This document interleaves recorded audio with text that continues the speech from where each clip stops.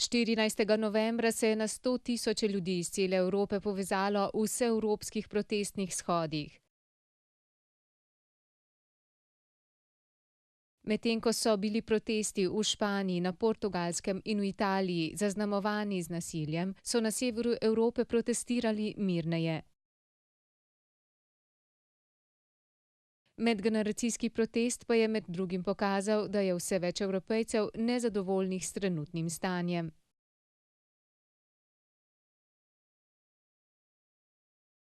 Tri dni kasneje, 17. novembra, so se velike demonstracije mirno odvile tudi na Kongresnem trgu v Ljubljani.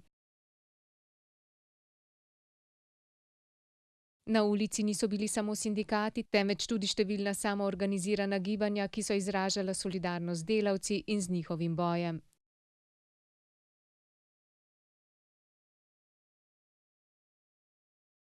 Več 30 000 ljudi je protestiralo proti ukrepom, ki uničujejo delovna mesta, povečujejo brezposelnost, rušijo temelje socialne države, znižujejo delavske pravice, znižujejo standard velike večine upokojencem in jemljejo upanje mladim, da bodo lahko delali na kvalitetnih in varnih delovnih mestih.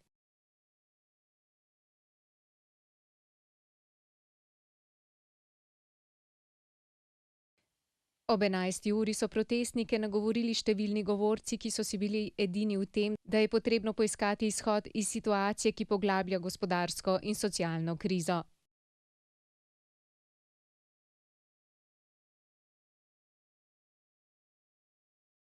Nas pa je zanimalo, kaj nam bodo pred mikrofonom povedali predstavniki različnih organizacij, sindikatov, zvez, društev in ostalih udeležencev manifestacije.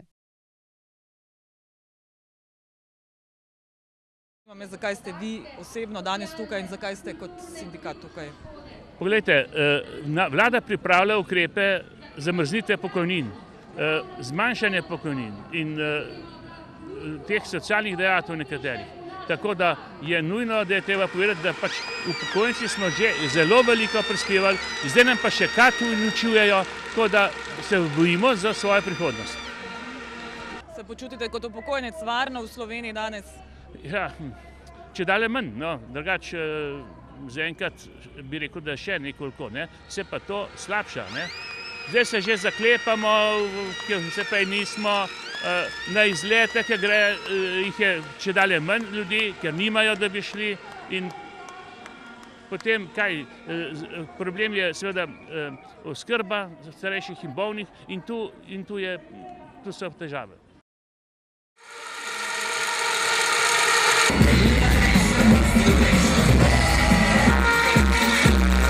Danes smo tukaj zaradi tega, ker hočemo pravno in transparentno državo, predvsem zato, da se končno začne transparentno poslovati, kar se tiče plačevanja davkov, da se ne izogiba kapital obdavčenju, da če bomo pravično obdavčili državo, da bomo tudi prišli do zglednega financiranja javnega sektorja. Dokler ne bomo pobrali davko, tudi zglednega financiranja javnega sektorja ne bo. Zagotovo ne. Kako pa bi komentirali današnje demonstracije za svobodo, za solidarnost? Združili so se različni nivoji, različne generacije.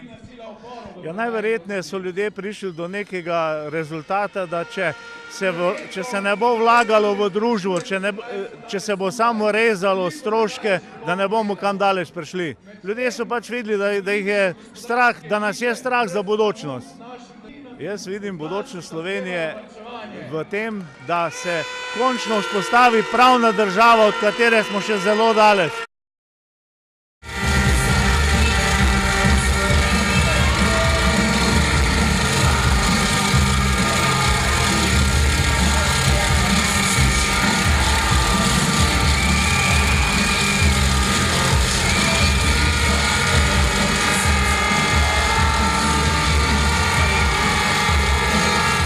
Zato, da opozarjamo, da se bo znanost po programu zmanjšala za 19%, to je skoraj 20%, to pomeni 1 od 5.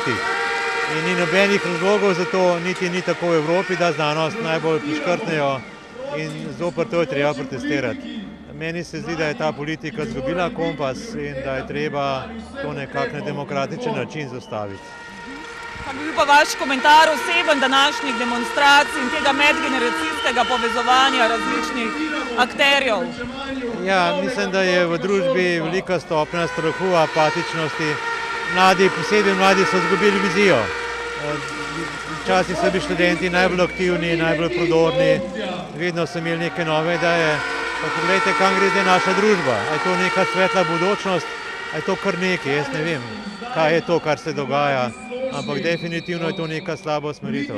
Veste, kako gre naprej Kitajska, Indija, ne vem, čez nekaj let bodo prehiteli Ameriko, Evropo bodo čez 1-2 leti. Mi pa tukaj gremo po neki slabi poti, vsi vejo, da je slaba, pa kljub temu se gre naprej v tej slabi neoliberalični varianti naprej. Ne vem, kaj je kot nek udarec na možgane, nek udarec na znanost.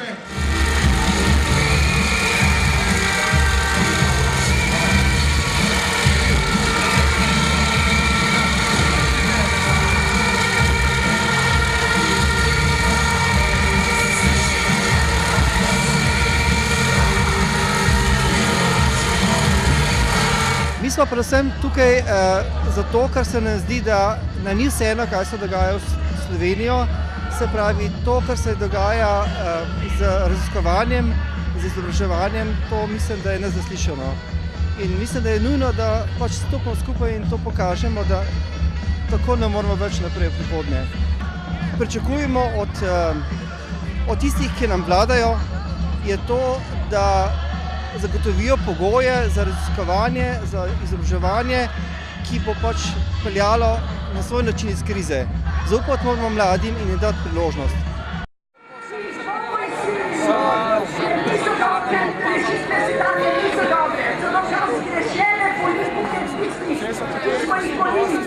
A je težko biti študent pa mlad danes v Sloveniji? Je težko, predvsem je problematično dobiti zaposlitev kot diplomant. Veliko je brezposelnih diplomantov, posledica veliko je tudi prekernega dela, redne zaposlitve se prenašajo na pogodbene zaposlitve. Iz pogodbenih zaposlitev pa ne izhajajo enake pravice kot recimo iz rednega dela, zaradi tega ti ljudje ponavadi ne morejo dobiti kredita. Živijo v najemniških stanovanjih, ki jih prej ali slej ne morejo plačevati zaradi same narave prekernega dela. Sobotne demonstracije so zagotovo pripomogle k temu, da socialni mir ostaja, a vse več kazalcev žal kaže, da se beda iz tedna v teden za veliko državljanov Slovenije povečuje.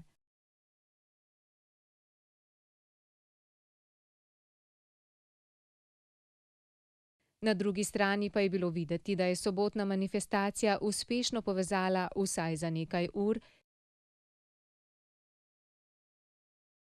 30 tisoč Slovencev, ki so stopili skupaj v koalicijo ljudi, ki vedo, kaj hočejo in česa nočejo.